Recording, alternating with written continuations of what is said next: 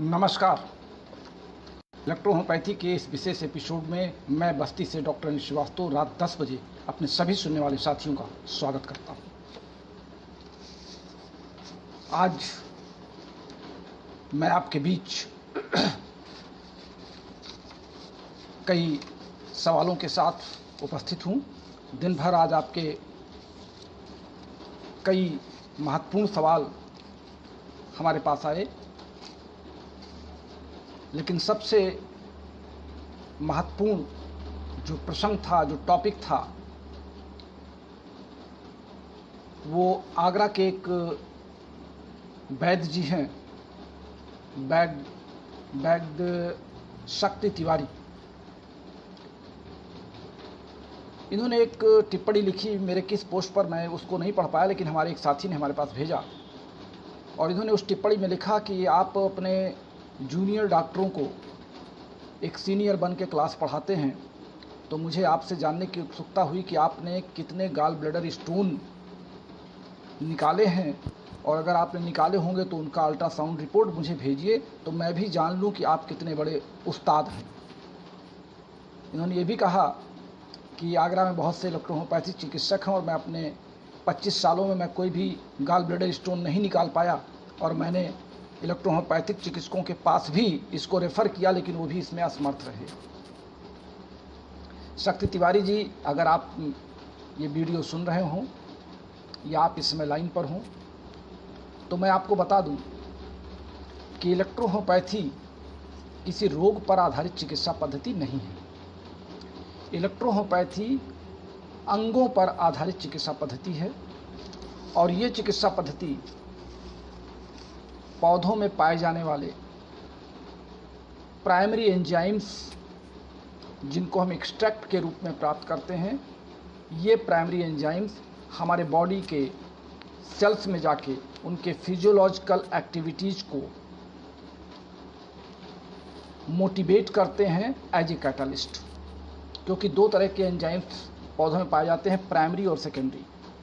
Primary enzymes को हम आसानी से प्राप्त कर लेते हैं, सेकेंडरी एंजाइम्स को प्राप्त करने के लिए हमको कई विधियां अपनानी पड़ती हैं, और एंजाइम्स आज तक अभी कृत्रिम रूप से बनाने में सफलता नहीं मिली। हालांकि कुछ लोग दावा कर रहे हैं कि उन्होंने लैब में एंजाइम्स बनाए हैं, लेकिन अभी एंजाइम्स लैब में बनाए नहीं जा सके हैं।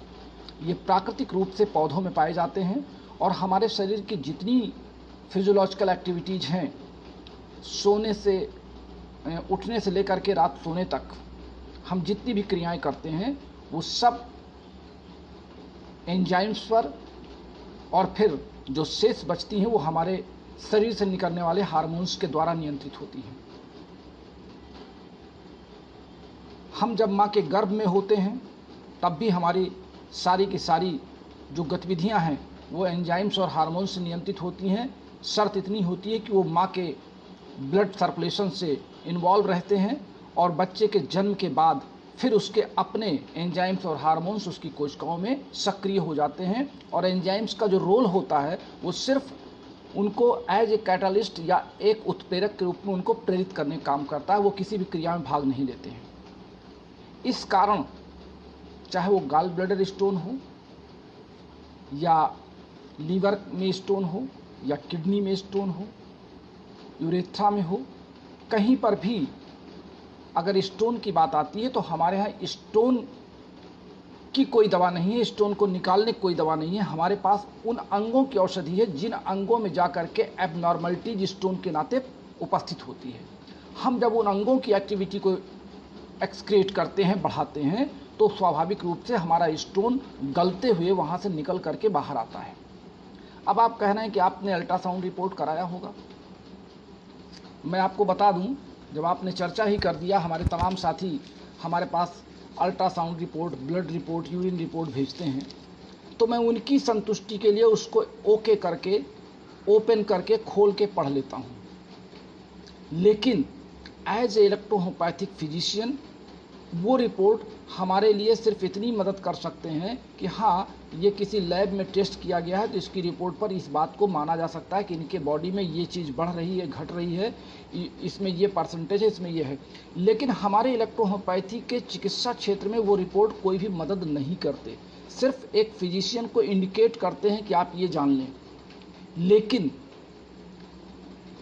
हम रोगी की शिकायत को सुनते हुए, रोगी जो शिकायत अपने मुंह से बयां करता है, जो बताता है, उस शिकायत के आधार पे हम उसके अंगों को तलाशने का प्रयास करते हैं, उसके अंगों तक हम जाते हैं और अंग की औषधि उठा करके जब हम देते हैं तो उस अंग की गतिविधियों को हम नियंत्रित करते हैं। मान लीजिए गाल ब्लैडर स्टोन आपने चर्चा किया, गाल ब्लैडर में अगर स्टोन होगा तो ये जो गाल ब्लैडर की स्वाभाविक प्रक्रिया है कार्य करने की, वो बाधित होगी। अब गाल ब्लैडर में स्टोन होने से शरीर में जो लक्षण उत्पन्न होंगे उस लक्षण को रोगी महसूस करेगा और वो उसको अपने शब्दों में बयां करेगा। और जब उसके शब्दों में बयां हम उस शिकायत सुनेंगे तो हमारा तात्कालिक हमारा जो सेंट्रल नर्वस सिस्टम काम करेगा एज ए फिजिशियन, वो सीधे जाके गाल ब्लैडर पर टकरा जाएगा। रोगी शिकायत करेगा, अगर उसकी शिकायत हमें लगती है किडनी से है तो हम सीधे किडनी पर जाके टकरा जाएंगे। तो हम गाल ब्लैडर की मेडिसिन उठाते हैं, ना कि गाल ब्लैडर स्टोन गलाने की मेडिसिन उठाते हैं और इस कारण से हम आपको ये कह दें कि मैंने कितने रोगियों को ठीक किया या उसका मैं इतिहास दिखाऊं। आपने लिखा कि अगर आप दिखा दें तो मैं आपको मान जाऊं, तो आप मुझे मत मानिए भाई।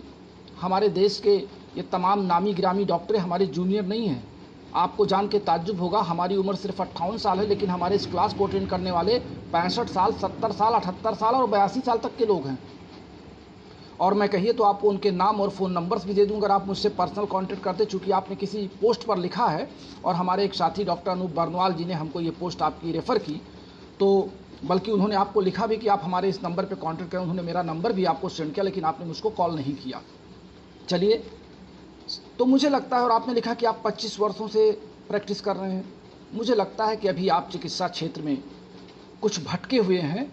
आपको किसी अन्य चिकित्सा पद्धतियों की कार्यप्रणाली पर विश्वास नहीं। आपने एक इलेक्ट्रोहोम्योपैथिक चिकित्सक से तो अल्ट्रासाउंड की रिपोर्ट मांगने का हिमाकत कर ली, लेकिन क्या अन्य चिकित्सा पद्धतियों में एलोपैथी के अलावा जो लोग ये दावा करते हैं कि मैंने स्टोन गला दिया, मैंने साइटिका ठीक कर दिया, मैंने पथरी किडनी की पथरी ठीक कर दी, मैंने आँख ठीक कर दिया, क्या आप उनसे भी इस तरह के सवाल कभी किए हैं 25 साल में? ज़रा करके देखिए, आपको करना चाहिए, क्योंकि आप एक चिकित्सा पद्धति पर शक की दृष्टि देख रहे हैं। आपने लिखा है कि बहुत से इलेक्ट्रोहोम्योपैथिक चिकित्सकों को मैंने रेफ़र किया, यानी आप इलेक्ट्रोहोम्योपैथिक चिकित्सकों की और इलेक्ट्रोहोम्योपैथिक चिकित्सा विज्ञान की अपने वैद्यकी के आगे बहुत हल्का और फीका महसूस कर रहे हैं। ये बात गलत है। हम लोग चिकित्सक हैं, हमें हर चिकित्सक के कार्यों का सम्मान करना चाहिए। चलिए, मैं आपसे एक वादा करता हूं कि आप अपना पेशेंट लेकर के कोई गाल ब्लैडर स्टोन का मेरे बस्ती, मेरी क्लिनिक पर आइए और मुझसे ट्रीटमेंट कराइए, और हर 15 दिन पे वो पेशेंट मेरे पास आना चाहिए, और मैं दावा करता हूं आपको कि मैं उस पेशेंट को ठीक करूंगा। बस इतने कह सकता हूं। बाकी अल्ट्रासाउंड रिपोर्ट दिखाऊं मैंने कितने पेशेंट को ठीक किया, मैंने नहीं ठीक किया, या मेरे इलेक्ट्रोहोम्योपैथिक साथी जो आगरा में कार्य कर रहे हैं वो आपके पेशेंट को नहीं ठीक कर पाए, ये सब हवा की बातें हैं, इसका कोई तथ्य नहीं है। हमारे जितने साथी इस समय ऑनलाइन हैं और विभिन्न रोगों को ठीक करते हैं और बाद में कहते हैं सर आपके फार्मूले ने जादू का काम किया, ये लोग आपसे क्या झूठ बोलते हैं, या फेसबुक पर, सोशल मीडिया पे क्या झूठ बोल के वाहवाही लेते हैं? हमारे तमाम साथी अपना विज्ञापन देते हैं, लिखते हैं मेरे यहाँ इस तरह का रोग ठीक किया जाता है, तो क्या वो वाहवाही लेते हैं? गलत बात है। आप अपने चिकित्सा कार्य के क्षेत्र में काम करिए, हम अपने चिकित्सा क्षेत्र के कार्य क्षेत्र में काम करते हैं। हमारे आपके रास्ते अलग अलग हैं, पद्धति कार्य एक है, रोगी की सेवा करना, लेकिन तरीके अलग अलग हैं। और हम किसी भी चिकित्सा पद्धति के चिकित्सक को उसके कार्यों के प्रति चैलेंज नहीं कर सकते, और ये आदत अच्छी नहीं है। आप 25 वर्षों से कार्य कर रहे हो और मैं 36 वर्षों से कार्य कर रहा हूँ, तो मैं आपसे सीनियर ही हूँ जहाँ तक मुझे लगता है। अब बाकी आपकी उम्र, हो सकता है आप मुझसे उम्र में सीनियर हो, तो मैं आपको नमस्कार करता हूँ। चलिए, इनकी बात हो गई। इन्हें हमारी चिकित्सा पद्धति पर थोड़ा सा कम विश्वास है। हमारे डॉक्टर कुदरत खान और योगेश्वर प्यारे जी ने आज सुबह सुबह लिखा था कि सर आप हम लोगों के नाम ना पढ़ा करें, क्योंकि नाम पढ़ने में समय ज़्यादा ज़ाया होता है और हम आपकी आवाज़ सुनना चाहते हैं, आपके क्लास का आनंद लेना चाहते हैं। नाम तो हम लोग अपने सामने भी देख रहे हैं और आप बाद में सबके कमेंट्स का जवाब भी देते हैं।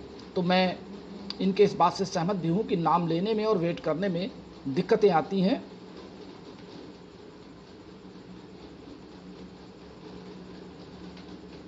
ये डॉक्टर चंद्रशेखर शुक्ला जी लिख रहे हैं कि मैंने माउथ अल्सर की दवा आपसे पूछकर रोगी को दिया था और उसको बहुत अधिक लाभ है, इसके लिए आपका धन्यवाद।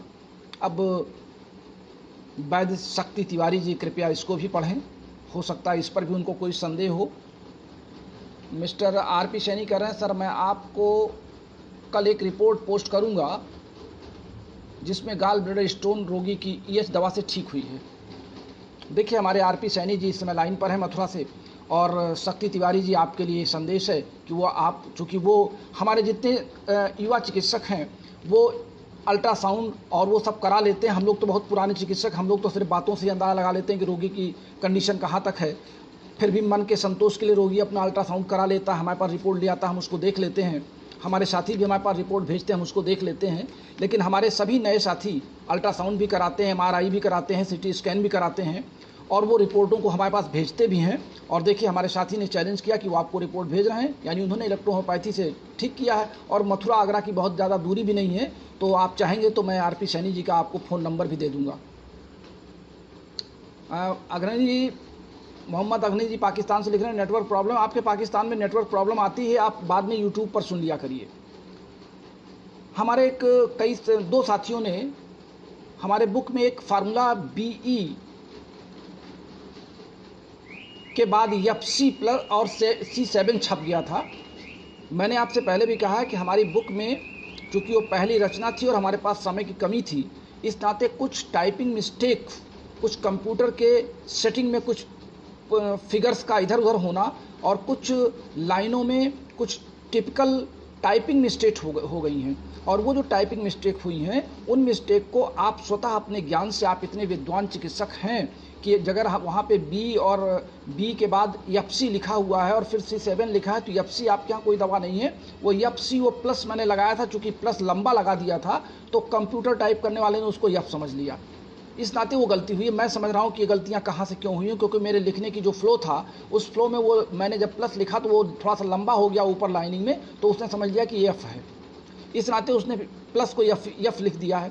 आप कृपया उसको समझ लें, BE+C7 ये मेडिसिन है, वो ब्लाइंड पाइल्स के संदर्भ में मैंने लिखा था। डॉक्टर RS शुक्ला ये इलाहाबाद नैनी के हैं। इन्होंने प्रोस्टेट इनलार्जमेंट पर मुझसे दवा पूछी थी, मैंने दवा इनको लिखा भी है। इस पर चर्चा हम बाद में कर लेते हैं। यानी कि रज्जाक जी ने मस्से पर, फिस्टुला के मस्से पर और तमाम अन्य मस्सों पर दवा जानने की बात की है। हालांकि मैंने इस पर चर्चा की है, लेकिन फिर भी कर लेंगे।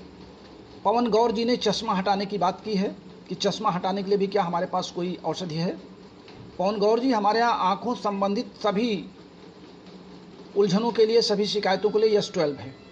अब चूँकि चश्मा या आँख के नेत्र में रेटिना की कार्यप्रणाली को एक निश्चित उम्र के बाद तो स्वाभाविक है कि हमको चश्मे की आवश्यकता पड़ती है। देखिए, मैं एक बात to be very frank clear कर दूं, हमारे इलेक्ट्रोहोम्योपैथी में विनाशकारी औषधि कोई नहीं है, निर्माणकारी औषधि है। निर्माणकारी का तात्पर्य हम किसी अंग की कार्य क्षमता को बढ़ाते घटाते हैं, लेकिन आप ये कह दें कि हम दवा दे करके किसी का कान बहरा कर दें, किसी की आँख खराब कर दें, किसी का फेफड़ा खराब कर दें या हार्ट अटैक दा दें, यानी कोई एंटी रिएक्शन के लिए हमारे पास कोई औषधि नहीं है। एक निश्चित उम्र के बाद प्रकृति के द्वारा ये दी गई शरीर में प्रत्येक अंगों की कार्यप्रणाली धीरे धीरे डाउन होने लगती है। ठीक उस तरह जैसे एक पेड़, एक बीज आप बोते हैं, एक नन्हा अंकुर निकलता है, बहुत खुशी आपको होती है, धीरे धीरे वो पौधा होता है, पौधे से फिर धीरे धीरे वो वृक्ष बनता है, वृक्ष से सीधे एक बहुत बड़ा पेड़ बन जाता है और कई सालों तक वो आपको फल फूल देता है, आप उसका उपयोग करते हैं। लेकिन एक निश्चित समय के बाद उसमें फल फूल आने बंद हो जाते हैं, पत्तियां सूखने लगती हैं, तना सूखने लगता है और अंत में पेड़ आपका सूख जाता है और फिर वो गिर जाता है, निष्प्रयोजन हो जाता है। यहाँ तक कि आपको पता है कि हरे पेड़ को काट करके ही उसकी लकड़ियाँ यूज की जाती हैं, अगर सूखा पेड़ हो गया तो सिर्फ जलाने के काम आता है। और जब पेड़ की पत्तियाँ सूखने लगें, किसी भी आप डॉक्टर को बुला करके उसके तने में आप जो भी दवा खाद पानी दें, लेकिन उसकी एक निश्चित आयु सीमा के बाद फिर उस पर कोई भी काम बाहरी तरीके का, चाहे वो एंजाइम्स हो, चाहे हार्मोन्स हो, चाहे दवा हो, काम नहीं करती है। उसी प्रकार प्रकृति ने हमारे शरीर में प्रत्येक अंग की एक निश्चित आयु सीमा बना दी है और वो एक कंप्रोमाइज आयु सीमा है। रेयर केसों में, रेयर केस का तात्पर्य यह है कि अपवाद जिसको आप कह सकते हैं, अपवाद में हमारे कई ऐसे साथी हैं जो देश में जो लगभग 90 के आसपास हो चुके हैं, 100 के आसपास हो चुके हैं और उनके सभी अंग अच्छे काम कर रहे हैं बिना औषधि के। और बहुत से ऐसे हैं जो औषध के साथ अपने आप को मेंटेन किए हुए हैं। लेकिन जहाँ तक अंगों के कार्य करने की उम्र है, ये 50 और 60 वर्ष के बीच में हर अंग की कार्य क्षमता अपने नेचुरल फिनोमिना से डाउन होने लगती है। हम उनको दवाओं से कुछ समय तक रोक सकते हैं, काफ़ी समय तक रोक सकते हैं, लेकिन जब बिल्कुल से हम ये कह दें कि जैसे मेरी आँख खराब ही हो गई और फिर हम दवा करना शुरू करें तो हम आँख कैसे हटाएंगे? चश्मा हटा सकते हैं, ये सवाल ये बताता है कि आदमी चश्मा लगा रहा है, और अगर वो चश्मा लगा रहा है तो पावर को धीरे धीरे कम करने के लिए, यानी पावर, आँख की पावर बढ़ाने के लिए और चश्मे को हटाने के लिए आप S12 का प्रयोग कितना मात्रा में करेंगे, ये रोगी के कंडीशन को, उसकी शिकायत को सुनने के बाद ही तय किया जा सकता है कि हम S12 के साथ अन्य कौन कौन सी दवाओं को इसमें लगाएंगे। मैं समझता हूँ कि आप मेरी बात को समझ गए होंगे और आँख की परेशानियों को जब इत्मीनान से लिखेंगे या उस रोगी से मुझे बात कराएंगे तो मैं इसमें बताऊंगा। जैसे डॉक्टर आरिफ ने अपनी आँख की परेशानी मुझे बताई थी बहुत विस्तार में, उनके एक साथी ने और हमको राजस्थान से ही बताया था, तो जो मैंने प्रिस्क्रिप्शन उनको दिया था उससे उनको लाभ हुआ। अब एक प्रिस्क्रिप्शन, हाँ एक बात यहीं पर मैं और भी कह दूँ, थोड़ा सा अभी अचानक मुझे याद आ गया, हमारे YouTube चैनल पे या जनरल क्लास में जो फार्मूले मैं आपको बताता हूँ ये एक सामान्य फार्मूले हैं। सामान्य फार्मूलों का तात्पर्य यह है कि हमने एक कॉमन फार्मूला बनाया और कह दिया कि इस रोग में ये दिया जा सकता है। लेकिन कभी कभार क्या होता है कि हमारे कई साथी कहते हैं सर आपने इस रोग पर YouTube में आपने ये बोल दिया था और फिर आपने, जब मैंने आपको रोगी प्रस्तुत किया तो आपने फार्मूले में ये बताया। देखिए, हमने जो आपको फार्मूला YouTube पर बताया या हम इस समय क्लास के बता रहे हैं, ये हमारा एक मानक है कि हम इस मानक के आधार पे या इस मानक के रेशियो पर हम इसको करेंगे। मिस्टर आरिफ मोहम्मद कह रहे हैं सर मेरे पास काफ़ी लंबे समय से स्किन के और गांव के पेशेंट और इलेक्ट्रॉन पत्ती से मैं ट्रीटमेंट कर रहा हूं और मुझे सफलता मिल रही है। जो मुझे सफलता मिल रही है आपका ही आशीर्वाद है। इलेक्ट्रॉन, ये मैं नहीं समझ पाया कि क्या लिख रहे हैं ये,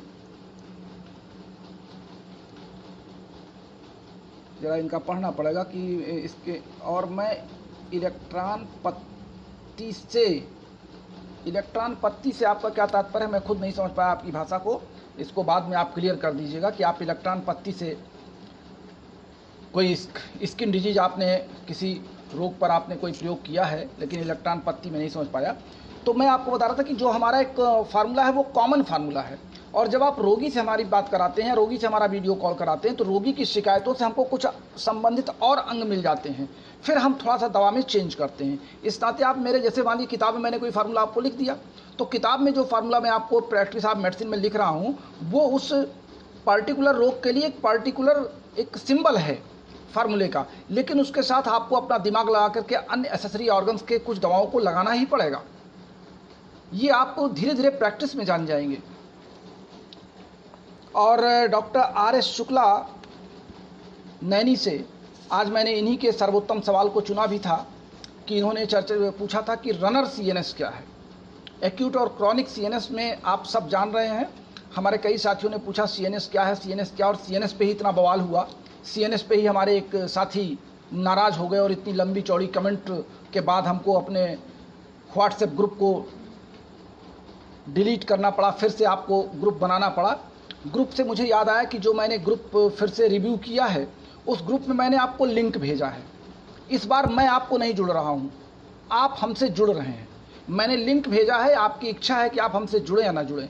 जो हमसे जुड़ रहे हैं वो उनको मैं ये मान के चल रहा हूँ कि ये हमारे क्लास के सुनने के श्रोता हैं और इच्छुक हैं। पहले मैंने सारे डॉक्टरों को जोड़ दिया था जितने मेरे मोबाइल कॉल कॉन्टैक्ट में थे, और उनमें से तमाम लोग लेफ्ट कर जाते थे, तमाम लोग कुछ उल्टी प्रतिक्रिया देते थे। अब इस ग्रुप में मैंने आपको सिर्फ लिंक शेयर किया है, आपके जुड़ने पर प्रतिबद्धता नहीं की है कि आप जुड़ ही जाएं। आपकी इच्छा हो तो आप हमारे ग्रुप से जुड़ें, आपकी इच्छा हो तो आप ना जुड़ें, आप उस लिंक को ज्वाइन ना करें। इस नाते अब जो लोग मेरे ग्रुप में आ रहे हैं वो एक अपनी स्वेच्छा से और मुझे सुनने के दृष्टिकोण से मेरे क्लास में आएंगे। अभी मैंने सिर्फ एक ग्रुप बनाया है और दूसरा ग्रुप कल से फिर सक्रिय कर दूंगा, तीसरा भी सक्रिय कर दूंगा, क्योंकि सारे तीनों ग्रुपों को मिला करके जितने लोग हैं उन सबको मैं सादर आमंत्रित करूंगा। लेकिन ये आपकी इच्छा है कि आप मेरे साथ जुड़ें या ना जुड़ें। मैं किसी भी व्यक्ति को अपने तरफ से ऐड नहीं करूंगा, आप स्वयं ऐड होना चाहें तो उस लिंक को ज्वाइन कर लीजिएगा। तो CNS पर, जैसे CNS हमने बनाया था कि CNS एक कंट्रोलिंग मेडिसिन है आपके बॉडी पर। दो तरह का ये कंट्रोल करती है, एक तो जो दवाएं आपको दी जा रही उन दवाओं की क्रियाशीलता, उनकी कार्यशैली पर अपना नियंत्रण करती है, और दूसरी आपको मानसिक तौर पर शांति प्रदान करती है, आपको उस रोग से दूर हटाती है और आपको अपने नित्य दैनिक कार्यों में बिल्कुल फ्रेश मूड से बनाए रखने का काम भी CNS करती है। CNS हमारी जो 3 तरह की हैं, एक्यूट आप समझ रहे हैं, तुरंत आया हुआ रोग, लगभग 1 सप्ताह 2 सप्ताह, बस अधिकतम 15 दिन के रोग को हम एक्यूट मानते हैं। हमारे अपने प्रयोग में अन्य चिकित्सा पद्धतियां एक्यूट में क्या मानती मैं नहीं जानता। हम एज ए इलेक्ट्रोहोपैथिक फिजिशियन 15 से 20 दिन के बीच के रोग को हम एक्यूट में लेते हैं, और 20 दिन से लगातार ऊपर चला जाए, 6 महीने 2 साल 5 साल, वो हमारा क्रॉनिक हो जाता है। अब रनर क्या है? रनर ये है कि रोगी आया, उसको चोट लग गई है, आपने उसकी ड्रेसिंग के लिए दवा दे दिया या ड्रेसिंग कर दिया, कहीं कट फट गया, या रोगी को आज ही बुखार चढ़ा है और 2 दिन बाद उतर गया, तो आज ही जिसको बुखार चढ़ा है वो रनर हो गया। इसको ध्यान से सुनिएगा। लगभग 72 घंटे के अंदर के रोग को हम रनर में लेते हैं। 72 घंटे के रोग को, 72 घंटे से लेकर के 20 दिन के रोग को हम एक्यूट में लेते हैं, और 20 दिन से आगे के रोग को हम क्रॉनिक में लेते हैं। तो रनर मिस्टर पिनाकी गराई सर, जी आपका ये लिखा हुआ है। पिनाकी गराई जी ने स्पॉन्डिलाइसिस में भी हमसे चर्चा करने की बात की थी, मैंने सब नोट कर लिया है। सीरियल से मैं एक एक रोग को उठाऊंगा, क्योंकि आज ये CNS और रनर CNS की बात थी, तो आज पहले इस पर हो ले। आप प्रतीक्षा करें, वैसे मैंने स्पॉन्डिलाइसिस का एक क्लास ले रखा है, आप सर्च करेंगे तो आपको क्लास मिल भी जाएगा। तो रनर CNS आपकी बिल्कुल ताज़ी घटने वाली घटना पर है। जैसे आपने कहा कि आपको प्रोस्टेट ग्लैंड इनलार्ज हो रहा है। अब प्रोस्टेट ग्लैंड इनलार्ज होने के कई कारण हो सकते हैं, मैं अगर उस पर चर्चा करूंगा तो आज का क्लास लंबा हो जाएगा। प्रोस्टेट ग्लैंड के इनलार्ज होने में जो प्रॉब्लम आप बता रहे हैं, प्रोस्टेट ग्लैंड इतनी जल्दी इनलार्ज नहीं हुआ होगा, उसके तमाम कारण बने होंगे, उम्र का काज भी बना होगा, सेक्सुअल एक्टिविटी भी कारण काज बनी होगी, आपके खान पान पर भी काज बना होगा, यूरिनरी ब्लैडर भी उस पर कुछ इन्वॉल्व हुआ होगा, कोई उसका भी काज उस पर जुड़ा होगा, तमाम कारण हो सकते हैं। अब ये कारण इतनी जल्दी नहीं बने होंगे, इस कारण ये आपका क्रॉनिक डिजीज माना जाएगा, एक्यूट नहीं माना जाएगा, और ना ही ये रनर माना जाएगा। रनर में सर्दी खांसी जुकाम, आपको तुरंत जुकाम हुआ, आप डॉक्टर के पास पहुंच गए तो रनर हो गया। आपकी आंखों में कोई दिक्कत आ गई, आप तुरंत डॉक्टर के पास पहुंच गए, वो आपका रनर हो गया।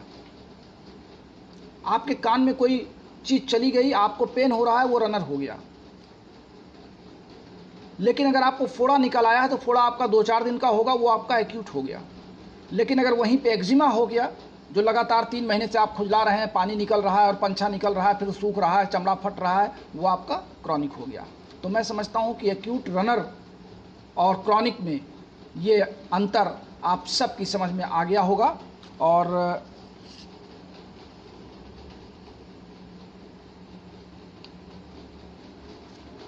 दिन में हमारे एक वरिष्ठ साथी ने एक सवाल किया था कि हम औषधियों के प्रयोग के समय खटाई खाने को क्यों मना करते हैं। चूँकि इलेक्ट्रोहोम्योपैथिक औषधियाँ एंजाइम्स हैं और एंजाइम्स एक निश्चित पीएच मान पर काम करता है, तो जो खट्टा होता है वो एसिड होता है और एसिड का जो एसिडिटी होती है उसका पीएच मान बहुत ज़्यादा होता है। ज़्यादा का मतलब उसका वो खटाई ज़्यादा होती तो पीएच मान पीएच 1 से लेकर के पीएच 3 तक जो होता है, इस पीएच वैल्यू पर खटाई का जो पीएच मान निकलता है वो हमारे बॉडी के एंजाइम्स के पीएच मान से टैली नहीं कर पाता है। इस नाते हमारी औषधियाँ कम काम करने लगती हैं। इस नाते एंजाइम्स के पीएच मान से टैली करने वाले के अपर ग्रेड पर हमारी औषधियाँ तेज काम करती हैं। इसी कारण से हम खटाई को रोकते हैं कि खट्टे को अगर आप खा लेंगे या खटाई सिरका आप खा लेंगे या आम का अचार खा लेंगे या इमली खा लेंगे तो हमारी जो पीएच वैल्यू है वो टैली नहीं करेगी। इस नाते दवाओं के काम करने में थोड़ी सा हमको दिक्कत आती है। आज हमारे एक साथी ने लिखा कि इलेक्ट्रोहोम्योपैथी की औषधियाँ न तो इलेक्ट्रिसिटीज़ हैं और ना ही वो मेडिसिन हैं। इस कारण उनके फिजियोलॉजिकल एक्टिविटीज़ को अध्ययन करने की आवश्यकता नहीं है। मैं नाम नहीं बताऊंगा, मैं सिर्फ इस पर 2 लाइन कहूँगा कि इलेक्ट्रोहोम्योपैथी की औषधियाँ एंजाइम्स हैं, ये सर्वविदित है। एंजाइम्स की अपनी कार्यप्रणाली है, एज ए कैटालिस्ट, ये भी सर्वविदित है। इस कारण इस पर यह अध्ययन किया जाना बहुत आवश्यक है कि इलेक्ट्रिसिटीज़ और मेडिसिन दोनों के कार्यप्रणाली में अंतर क्यों है। क्योंकि इलेक्ट्रिसिटीज़ को हम ज़्यादा दिन काम अगर लेते हैं तो फिर हमारे विभिन्न औषधियों के कार्य में दिक्कत आती है, तो हम इलेक्ट्रिसिटीज़ के प्रयोग को कम से कम करते हैं।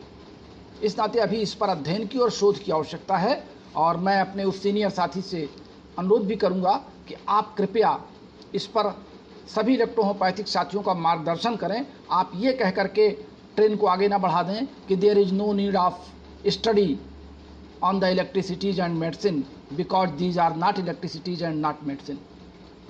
We very well know these are enzymes, but why these are two different quality are seen in electrohomeopathic medicine in the duration of treatment.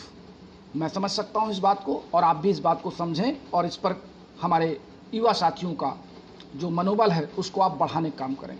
मैं समझ सकता हूँ कि आप उम्र के इस पड़ाव में हैं कि इलेक्ट्रोहोम्योपैथी के बारे में अब आप ज़्यादा चिंतन मंथन नहीं कर पाते हैं, लेकिन फिर भी मैं आपसे अनुरोध करूँगा कि चूँकि आपने ऐसा लिखा है हमारे पर्सनल व्हाट्सएप नंबर पे, तो मैं आपसे अनुरोध करूँगा कि एक बार आप इस पर चिंतन मंथन जरूर करें।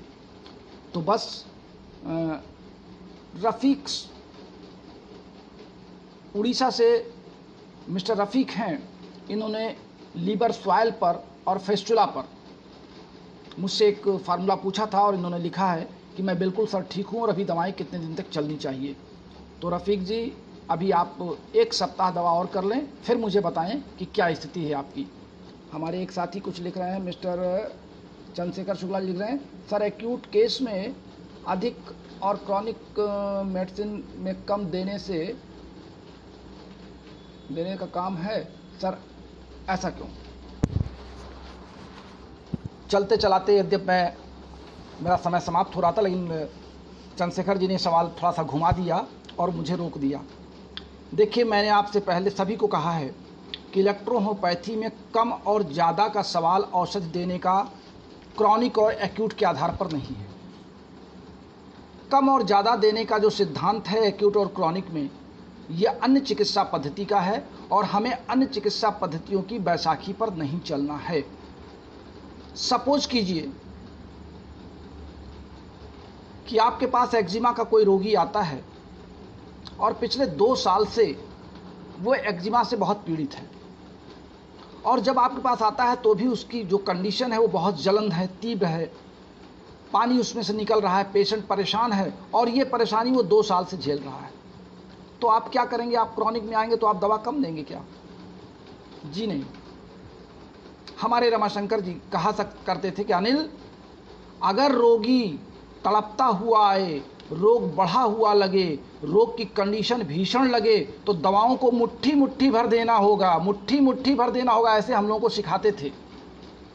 क्योंकि तब हम लोग 20 नंबर की टैबलेट को लगभग 50 गोली कम से कम 30 ml में घोलते थे। तो वो कहते थे ना ना ना, दवाओं को मुट्ठी मुट्ठी भर देना होगा। यानी उसका तात्पर्य, अब वो उनकी भाषा थी, हमारे आदरणीय गुरुदेव थे, मैं उनको नमन करता हूँ। उनके हर सिद्धांत को जब मैं शोध और मंथन करता हूँ तो मुझे लगता है कि वास्तव में इलेक्ट्रोहोम्योपैथी के सच्चे अनुयायी वही थे जो ये सोचा करते थे कि इसमें क्या करना है। यानी कि एक्यूट और क्रॉनिक में रोग की गंभीरता को देखते हुए उसका डोज तय करना है। क्रॉनिक में आप कम देंगे तो इलेक्ट्रोहोम्योपैथी की औषधियाँ बिल्कुल काम उस स्टैंडर्ड पर नहीं करेंगी। अगर वो इलेक्ट्रोहोम्योपैथी की औषधियाँ हैं तो, अगर वो किसी अन्य चिकित्सा पद्धतियों के बैसाखी की बनाई गई बंद शीशियों में मेडिसिन है तो मैं उनकी बात नहीं करता। मैं इलेक्ट्रोहोम्योपैथी के कोहवेशन विष से बनाए गए स्पेजिक एसेंस के ट्रांसपेरेंट, हार्मलेस, क्लियर, अगर वो दवा आपको मिली D3 की तो उसकी दवा को आपको रोगी को रोग को देखते हुए, अगर रोग बढ़ा हुआ है तो आप 30 बूंद से लेकर के 60 बूंद तक प्रयोग कर सकते हैं। और रोगी जब कवर होने लगे, जब रोगी को ये लगे, मान लिया आपके पास रोगी आया और आपने पहली डोज आपने उसको 50 बूंद दे दिया और 7 दिन बाद आपने रोगी को बुलाया, 7 दिन बाद अगर रोगी आता है, कहता सर मुझे अब लाभ बहुत अच्छा लग रहा है, तब आप डोज को घटाना शुरू कर दीजिए। मेरा फार्मूला ये है, मैं कम से ज़्यादा नहीं चलता, मैं ज़्यादा से कम की ओर आता हूँ। और ज़्यादा से कम देने का तात्पर्य यह है कि फिर हमारी एंजाइम्स धीरे धीरे कम आवश्यकता होती है और फिर वो अपने आप को उसी पे इस्टेब्लिश कर लेती हैं। कल मैं आपसे चर्चा करूंगा क्योंकि जो 3rd स्ट्रेन या 3rd phase of corona virus का, जिसकी बड़ी चर्चा है कि वो बच्चों की तरफ अग्रसर होगा, तो आप सब लाइन पर रहिएगा। कल मैं बच्चों के प्रिकॉशन के लिए, प्रिवेंटिव मेडिसिन के लिए मैं इस पर चर्चा करूंगा कि आप समाज के लिए आने वाले 3rd स्ट्रेन में अपना योगदान कैसे दे सकते हैं। इन्हीं शब्दों के साथ मैं आप सबसे विदा चाहूँगा। नमस्कार, शुभ रात्रि।